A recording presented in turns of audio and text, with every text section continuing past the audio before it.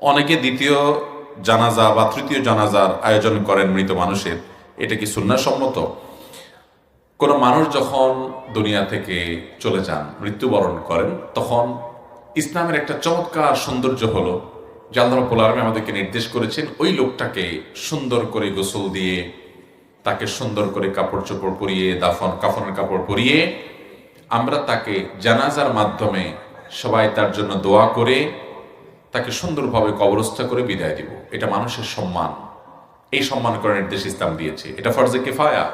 কোন এলাকাতে কোনো মানুষ মারা গেল, এলাকার সবার উপরের ফরজ।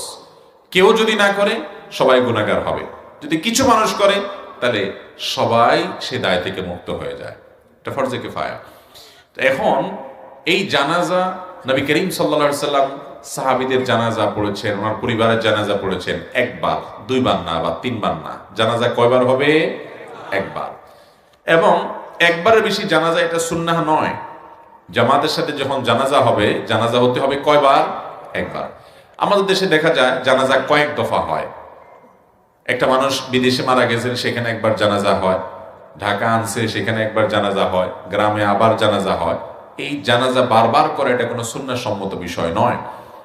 হ্যাঁ, যদি এমন হয় যে যিনি মারা গেছেন তার ছেলে কথার কথা বিদেশে আছে, আস্তে আস্তে দেরি হচ্ছে, এলাকা মানুষ জানাজা পড়ে ফেলছে, যে দাফন করে ফেলবে, যেহেতু তিনি আসতে দেরি হচ্ছে, তিনি অনুমতি দিয়ে দিয়েছেন, ঠিক আছে আপনারা জানাজা পড়ে ফেলেন, বা লাশের অনেক দেরি হয়ে গেছে, অসুবিধা হচ্ছে, দুর্গন্ধ ছড়াবে ইত্যাদি, তো তারা জানাজা পড়ে ফেলেছেন।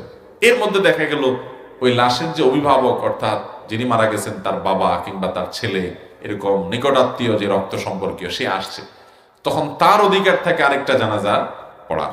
তখন তিনি ইমামতি করে জানাজা পড়লে বা তার উপলক্ষে যখন জানাজা আরেকটা হবে, তখন সেখানে অন্যরা আবার সামিল হতে পারে, এটা ভিন্ন কথা।